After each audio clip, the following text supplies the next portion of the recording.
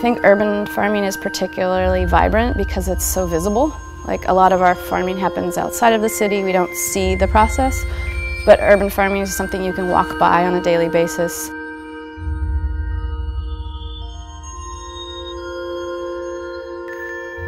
There's a famous chapter in Don Quixote where he sees these windmills in the distance and he thinks they're giants. He attacks them and he gets beaten up. And sort of the backstory of that is that this was during the time of the coming of the Industrial Revolution, and Don Quixote was apprehensive of that future and fearful and wanted to bring it down. So thinking about that within the context of Philadelphia being this very industrial city, now in the midst of a post-industrial state, for us this became the perfect symbol. None of us really knew how to build a windmill or had ever demolished inside of an abandoned building. So we worked with an architect and a group of builders to get this whole thing realized.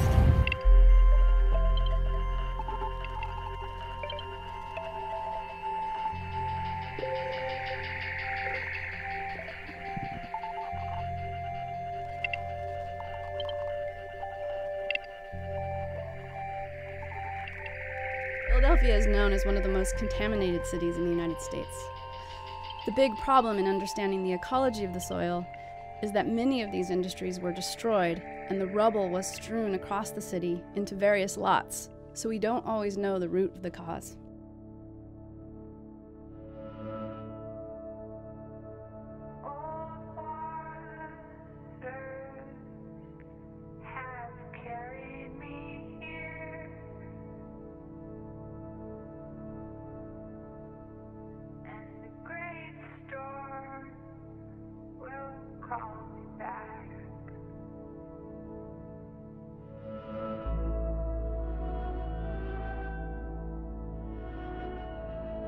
Future Farmers wanted to create a framework where people can bring in soil to get sampled and then also enjoy a bowl of soup.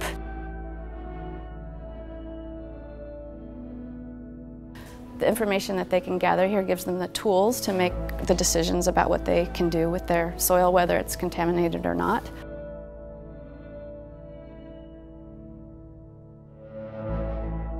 This is all the soil that's come in from the first 2 days.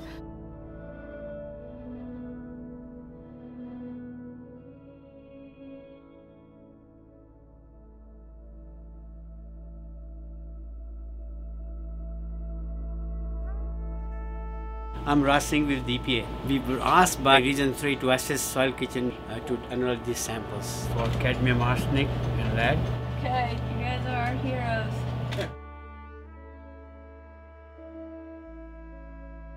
First soil kitchen results for sample 1-0X came back with no detected arsenic, no detected cadmium, and 130 parts per million lead, which is very low. So that's good. That came from right there. I am hoping that this can be a spark to put pressure on the district to come up with funds and support to clean the soil, with the hopes that people in the city would possibly grow food at home or in what are currently called brownfields.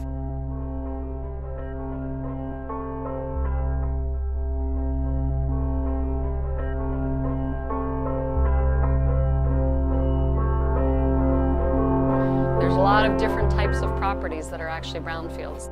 Vacant buildings and abandoned structures, be mine-scarred lands, former meth labs, and there's different types of properties that are eligible for our grants. The cities are, the counties, the towns, and they can apply for an EPA grant and hopefully get it cleaned up and turn it into something beautiful that's an asset for the community.